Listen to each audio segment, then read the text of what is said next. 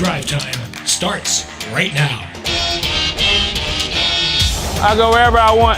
We got to match their intensity right now. At some point, just give me a shot on 39. Just give me a shot.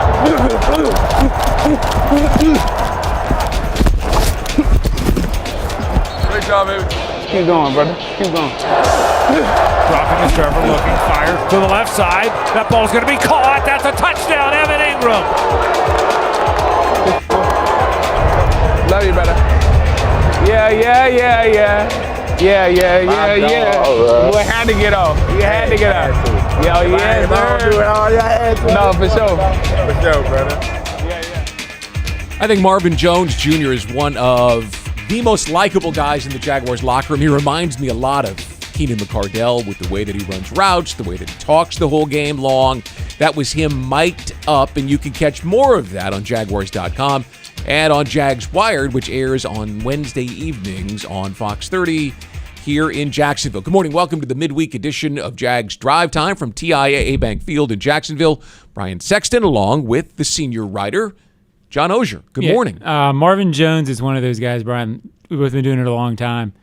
I don't know how long he'll be here. My sense is probably not next year with his contract. Right. And I hope I'm wrong because I would love to cover him. I'd be around him longer. He's one of those guys that after he goes, you think I'm glad I was around that guy. You remember him fondly, and believe me, they're not all like that. No, the other thing is, and I wish it was more like this. He smiles all the time. He always finds a reason to be positive. I think I try to do that. He makes me look like an amateur. The guy just genuinely enjoys talking to people about football. Yeah, I have no interest in smiling all the time. I know. But when you're around Marvin, you do. I mean, he's a pro, and he's one of those guys that understands how to be a pro and have a long career in this league, and that's hard. You hope that next week at this time there's more smiles in the locker room than there will be today, which would mean that the Jaguars play well in Nashville on Sunday. This is still that phase of getting that bad taste out of their mouth from Sunday. Yeah, and I think that game was such a disaster that I think it'll take getting to the weekend. I think it'll take getting some success. To me, I feel like this game, and I will talk about it more this week, but I feel like this is the biggest game on the schedule because I don't think they're going to go to the playoffs.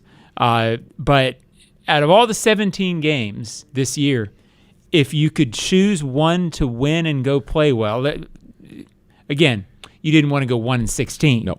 But if you could choose one game to go get because of what you need to do against this team, it would be great for this franchise and these players to tell themselves the offseason, we can go to Tennessee and win. So how big would that be for the psyche after this season going up there? Even bigger than winning here later. Don't have this be one of those Tennessee disasters. No. Go win it, and then I think you feel better about yourself all the way into the offseason. Because, John, the Jaguars' record in the AFC South is horrendous. Going all the way back to 2002, they only have one division title. I'm getting ahead of myself. That's one of our big things tomorrow, so stay tuned for that. But let's roll into big things today and get it started here on a Wednesday morning. And we will begin with the going got tough, and the Jaguars have a chance to prove that they can get going on Sunday in Nashville. Hey, look, standing on the sidelines, whether people were in the stands or the press box, it was tough, and tough times need tough men. I think moving forward this week is going to be important for, I think, the psyche and the mentality of the football team and where we are, and just how guys respond, from that type of loss, and definitely things we can learn from. You want to sort of burn the film and move on, but you still have to go through it with them and fix the mistakes, make the corrections, and point out some of the good that was there. You can't be all negative. You still want to be able to correct some of the positive as well. But it's you don't want too many of these, obviously, but we can definitely learn from it. Talked to a couple guys in the hallway on Monday, and they were feeling it. Guys on defense in particular about that performance when they couldn't get the Lions off the field. First time in 4 years that had happened in an NFL game, and probably nobody more so than defensive coordinator Mike Caldwell, who was under the microscope in media. No way to avoid that, but the head coach says he's not going down that road. Part of my job is to help support him and give him everything that he needs, to be successful. And so I'm going to do that and make sure that, even who's up, who's down on game day, we determine that. So I want to make sure that he has everything, readily available to him and want to support him and make sure that, he has everything he needs to be successful as well. And I think it's safe to wonder whether anyone gets this next one. But Titans, it wasn't just a headline on Jaguars Inside Report back in 1999, nor a song sung by Leon Searcy and members of the Jaguars. Titans is the theme this week because the Lions were a team on the rise. The Titans, well, they're a legitimate contender, and they're what the Jaguars face on Sunday at Nissan Stadium in Nashville. Yeah, good football team. We know they're obviously top of the division, and they let one slip away yesterday, and just like we did. So I mean, you got two teams that are kind of licking their wounds this week, and we got to travel again on the road, and we've got to be able to have a great week of preparation and practice, and we can't get caught up in the. I think in the rivalry and the hoopla, it's got to be business as usual, and we've got a lot of mistakes that we've got to fix and correct, and that's kind of what this week is going to be about, making sure that we're on track that way, and getting back to fundamentals, details, and focusing on that within the game plan. Derrick Henry is the biggest running back in the league, and he is the biggest challenge that most teams face all season long. Been the biggest thorn in the Jaguars' side in recent years. John, take a look at the numbers of what this guy has done against the Jaguars. Just dating back to 2018 when he broke on the scene, that he would have 100-yard games is no surprise, but two of those were more than 215 yards. He had that epic game with the 99-yard touchdown in 2018. I'm sure you haven't forgotten. 238 yards and 4 touchdowns. But here's the story. They didn't see him twice last year, so there's one game last year and one game at the end of 2020. And in those two games, he's gotten 345 yards in the ground and 5 touchdowns. Strangely, I feel like this is exactly what the Jaguars need. Yeah, I mean, it's what you don't want, and this kind of goes back to what I talked about at the top, because to me, this is the whole theme of the week. There have been times in the last 5 years when they've gone to Tennessee late in the season and you have felt like it's a wheels-off game. Yep. And that they fought a little bit early and then all of a sudden they got tired of hitting Derrick Henry. You don't want to be tired of hitting Derrick Henry, but you just can't go do it. And it's felt like the seasons and the going away has been defined up in Nashville. I think it's important for this team not to do that. And you certainly don't want to follow up what they did last week with another one. And I don't think they will. But again, I think when you're a building team, when you're trying to get somewhere and you feel like you're starting something, you want to go play well in this game and show people, hey, I think last week was an aberration. Yeah. They need to show I need to show that it wasn't an aberration. Well, or that it was an aberration. I'm sorry. Maybe I'm searching for a reason to be optimistic, but Derrick Henry focuses your football team. Because, look, if you were embarrassed last week allowing the Lions to score on their first 8 possessions, Derrick Henry can humiliate you. He's done it before. I mean, who'll forget the 99-yard touchdown where Miles Jack and A.J. Bouye were just, wow, it was terrible. So I get the sense this defense is going to be angry as it is, angry at themselves for the way they performed, dialed in and ready to perform. And Derrick Henry is the perfect foil. He's the perfect guy for them to get this week because they don't want to carry the embarrassment forward and they don't want to wear any more humiliation. Yeah, I hate to sound like a coach because you always kind of roll your eyes when coaches talk like this. But in a sense for these players, it's a terrific opportunity because they don't believe they were what they put on the field in Detroit. This is a first-place team with Derrick Henry up in Nashville, but it's not an unbeatable Titans team. This is not a they got great hammered Titans last week team. in Philly, 35-10. Yeah, and they've lost 2 in a row. They have offensive issues. They're a good defense, but they have some issues there.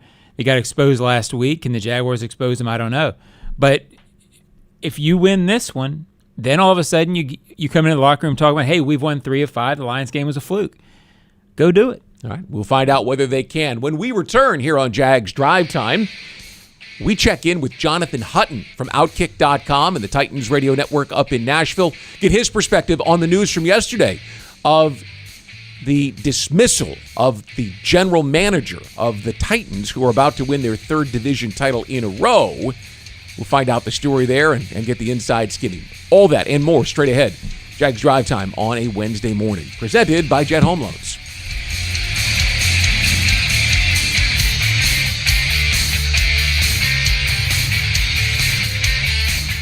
This holiday season, unwrap a brand new Dreamfinders home. You'll enjoy everything that makes the holidays merry and bright with family and friends in an expertly built, energy-efficient Dreamfinders home. What could be better than calling one of St. Johns County's magnificent communities such as Shearwater, Beacon Lake, or Silverleaf home as 2022 comes to a close and an exciting new year begins. Plus, with an interest rate lock special from Dreamfinders Homes, the timing is perfect to be in a gorgeous move-in ready home. Happy holidays to all from Dreamfinders Homes. Visit dreamfindershomes.com. Your hometown gate now has more ways to save. Introducing My Gate Rewards, a new loyalty program with member-exclusive savings and fuel discounts. Earn points on in-store purchases, take advantage of special offers, and save on products you love. Score free coffee, fountain drinks, pizza, and soft serve with Gate's frequent shopper clubs. Then use your points on savings at the pump. Download the My Gate Rewards app in the App Store today or ask a store associate for more information. Go from good to Gate. Crown Royal's That Deserves a Crown program recognizes local heroes for making a positive impact in the community. The Jaguars and Crown Royal are giving back to those who serve this season, celebrating these individuals with the ultimate VIP Jaguars home game experience. Nominate someone who deserves a crown today at jaguars.com/Crown Royal Promotion. Please drink responsibly.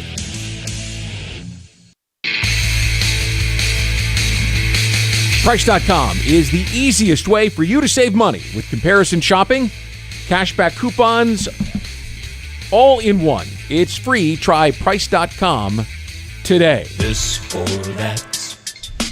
This or that. All right, welcome back. Jags Drive Time, presented by Jet HomeLoans. Brian and John with you here, and let's go to this or that. John, you kind of alluded to yours right off the top. Well, I alluded to it and I actually talked it out. But that shows you I am so excited about this topic this week that I got to talk about it. I think the Jaguars would, I hate to say they would rather win because they want to win them all. But if you had to pick one game to win, I think this is the one.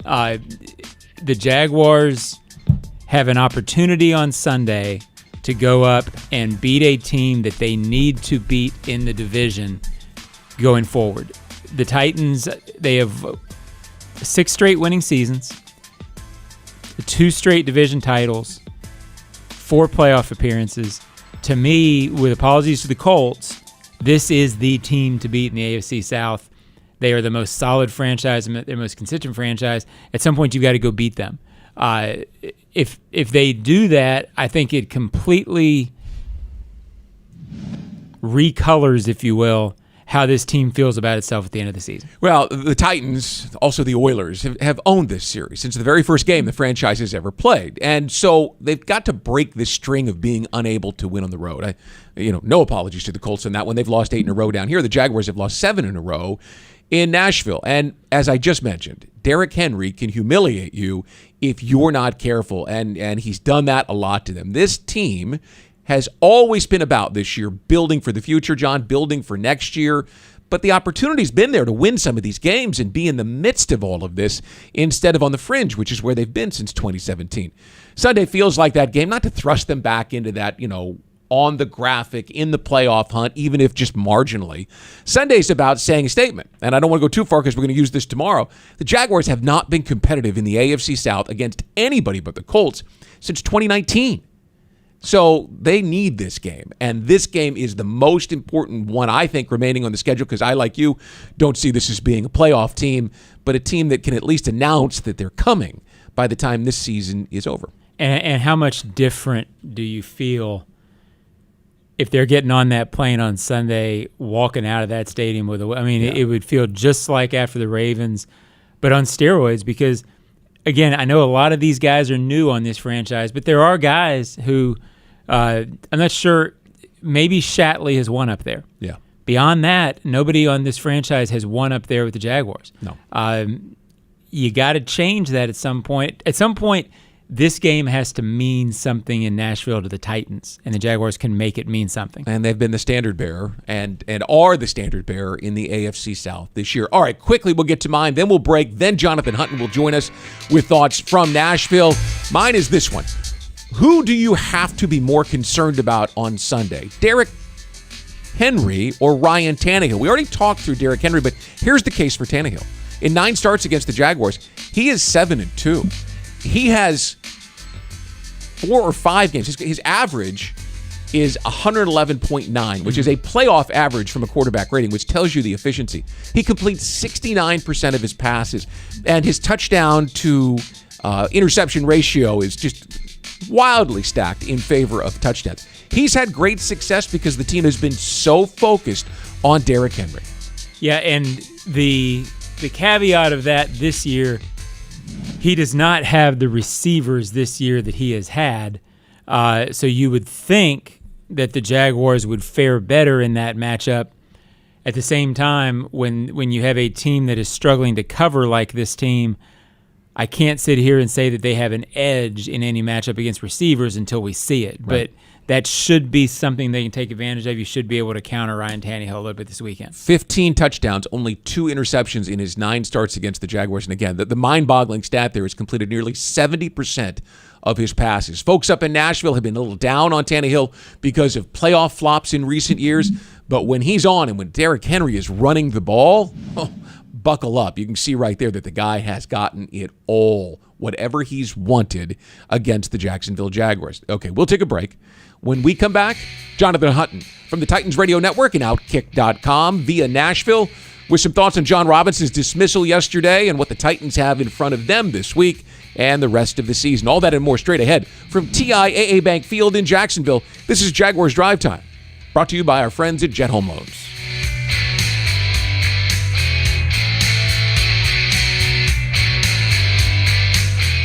A Dream Finder's home is an amazing way to celebrate the holidays.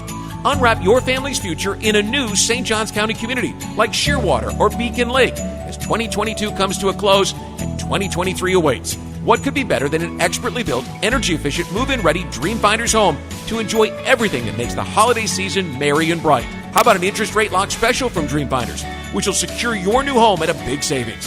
It's the holiday gift that keeps on giving. Happy holidays to all from Dream Finders Homes. Visit dreamfindershomes.com. At 5-Star Credit Union, you inspire them to go the extra mile to meet your financial needs. That's why they offer Jaguars fans more banking options like better rates and no hidden fees.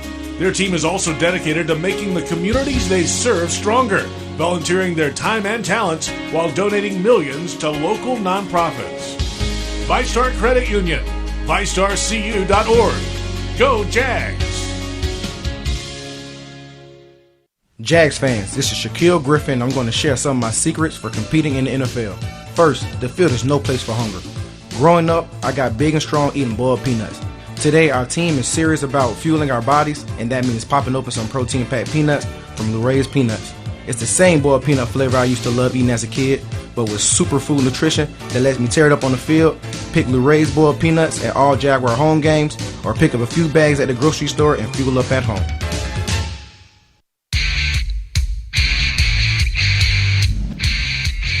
Jags Drive Time is brought to you on Wednesday mornings by our friends at Publix, where shopping, as you know, is a pleasure. Brian Sexton, John Oesher in Jacksonville, and we're thrilled to be joined this morning by Johnathan Hutton from Nashville. He is the game day host for the Titans Radio Network. He's done sidelines. He's on Outkick.com, which you may know. You come highly recommended from our friend Mike Keith. How are you? I'm doing great, John. Brian, good to hear from you, man, and looking forward to a football game that has a little bit more meaning this weekend than what we would have thought, really, with the surprising, stunning news yesterday about John Robinson being fired. Yeah, give us some insight on that, because we're trying to rack our brains. You got a guy who's on the verge of winning his third consecutive AFC South title. They've had nothing but winning seasons since he's been there. Is it a personality conflict? What happened? It's interesting, Brian, because the setup leading into this season was a loss to Cincinnati, and you touched on it in the previous segment with Tannehill, who did not play well against the Bengals, throwing 3 picks. John Robinson literally cried at a media session at the Combine and was extremely upset personally about not finishing it off the way that he had hoped once they got the roster healthy, because they were really banged up, set a record for players on a roster last season. Then they extended him and Vrabel together contractually. That was February of this year. And December the 6th, he's out as the Titans sit at 7-5, losing 2 straight, but 7-5, and with a win, clinching the division, they're going to host another playoff game. The statement from Amy Adams Strunk was the roster and the roster building simply isn't good enough based on the results they want to see. I'm stunned by it, because normally that's a move you make if it's about results once the results happen. And while I'm sitting here telling you I don't think this team's going very far this year, I still will judge the team in January or February based on results and not December the 6th. Really interesting move, and that leads me to believe there's more of a rift behind the scenes between Robinson and Vrabel than any short paragraph could have told us based on moves that were made over the last year and a half. It's A.J. Brown's trade, but it's more than that. They have missed in the first and second rounds with some big picks. The roster building free agent-wise has not been great. And while there have been plenty of hits, there have been recent misses that led to yesterday's news. I'm still stunned by it because of what Robinson meant in the build back to what the Titans have become, and the expectations that Robinson helped build ultimately are what gets him fired yesterday. Take me through this team's chances this year. And it's kind of tough to get your head around, because to me, I look at the Titans, and they're a team that always knows how they want to play under Vrabel. It gives them a huge advantage. They know what they are, and they're playing to that. They're 7-5. I think they're going to the postseason. And the Titans have always been a team that sort of surprises people, and people think they overachieve, and they keep achieving, if you follow me. Is this a team that can do that? How much can they do once they get there this year? Can they surprise people? John, they're capable of winning in the postseason. I don't think they're capable of winning different ways in the postseason. The Titans' path to victory, regular season, postseason, what have you, it's a very specific and narrow path to a win. They're not good offensively throwing the football. Their best offensive weapon is now in Philly. Traylon Burks is in concussion protocol, and if it's not him, they really don't have a passing game. Their best receivers, for the most part, are out of the backfield in the passing game, if not Traylon Burks, who they were hoping would develop this time of year. And again, back in concussion protocol, another good player for this team. I think they can win a game. I don't think this team is built for the postseason, though. They can run the football. They play good defense by getting after the passer, and they normally don't make stupid mistakes, and they play solid special teams. But there's not a lot of margin for error. I would describe a handful of teams this year as being able to win games with a B- performance. The Titans can't do that. The Titans can't have a B-, C+ day and expect to beat a playoff caliber team like the Giants, the Chiefs, the Bills, the Eagles, the Bengals. They've lost to all those teams this year because they don't have a plan B if the defense shuts down plan A. And we know who that is, Derrick Henry. There's no secret to it.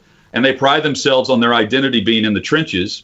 And recently, they haven't had an offensive or defensive identity in that regard. They haven't been getting after the passer the last couple of weeks. and they haven't been running the football with any effectiveness. Henry led the league in rushing this year through 9 games.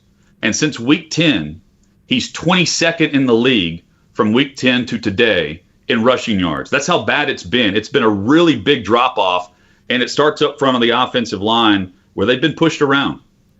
Is Henry back from last year from that foot injury? You know, big backs like that, and we've seen it. We've seen it here in Jacksonville with the power running game that Maurice Jones-Drew once had.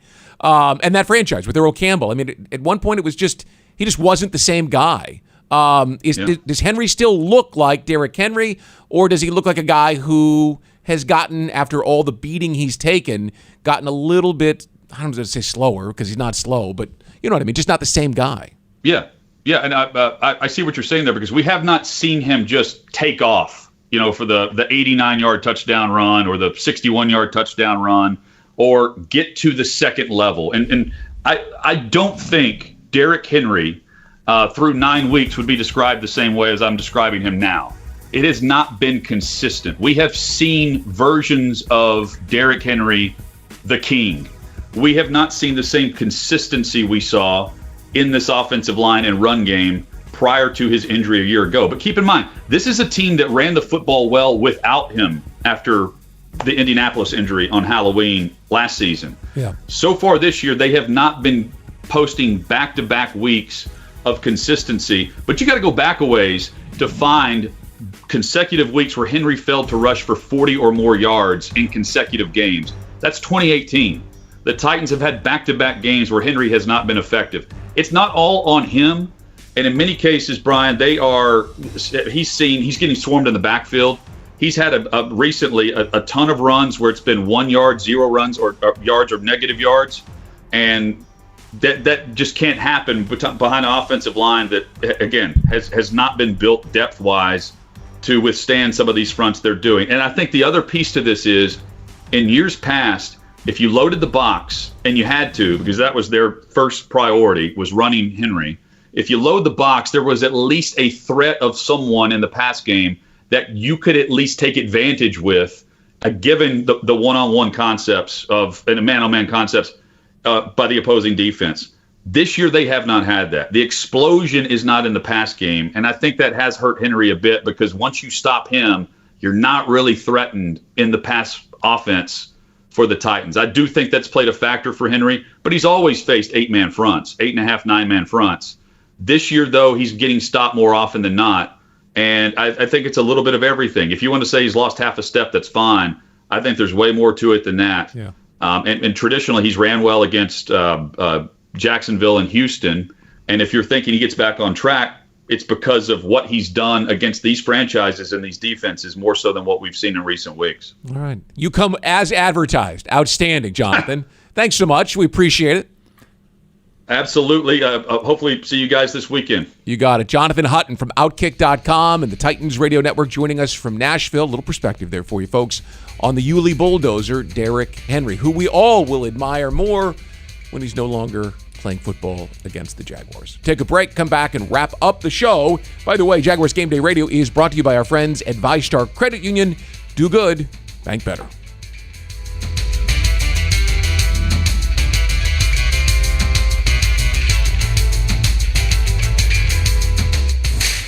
This holiday season, unwrap a brand new Dreamfinders home. You'll enjoy everything that makes the holidays merry and bright with family and friends in an expertly built, energy-efficient Dreamfinders home. What could be better than calling one of St. Johns County's magnificent communities such as Shearwater, Beacon Lake, or Silverleaf home as 2022 comes to a close and an exciting new year begins. Plus, with an interest rate lock special from Dreamfinders Homes, the timing is perfect to be in a gorgeous move-in ready home. Happy holidays to all from Dreamfinders Homes. Visit dreamfindershomes.com. At VyStar Credit Union, you inspire them to go the extra mile to meet your financial needs. That's why they offer Jaguars fans more banking options like better rates and no hidden fees. Their team is also dedicated to making the communities they serve stronger, volunteering their time and talents while donating millions to local nonprofits. VyStar Credit Union, VyStarCU.org. Go Jags! Frank Frangie here. When you want barbecue in Jacksonville, you want Bono's Pit Barbecue. You can find Bono's locations all around town and on game day at TIAA Bank Field because Bono's is the official barbecue of the Jacksonville Jaguars. Bono's is currently expanding its brand with franchise opportunities throughout the Southeast and beyond. Over 70 years of authentic Southern pit barbecue and owning your own business are a great combo. Go to bonosbarbq.com to learn more or call 904-880-8310 today. And remember, if you don't see a pit, it ain't legit. Well, for 9 years, Dreamfinders Homes has been proud to call themselves the official home builder of the Jacksonville Jaguars. Visit dreamfindershomes.com for all the available inventory, and go Jags.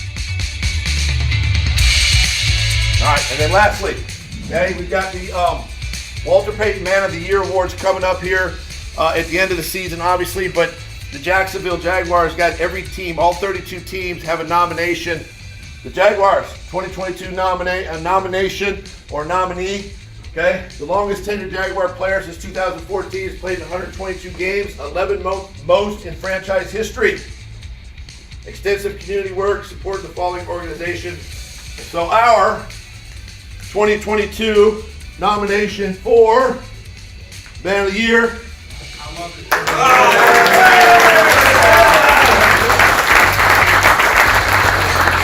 Congratulations, Tyler Chapman. One of the really good guys in that locker room, and a great story, if you recall, John. They were going to cut him and try to get him to the practice squad in 2014, and scouts talking around the league were showing interest in him, so they couldn't. They put him on the roster, and he's been there ever since. Yeah. Well, it's about time he gets this. He's been here for 35 years. So but I love Shatley. He's a great guy. You talked about Marvin Jones earlier.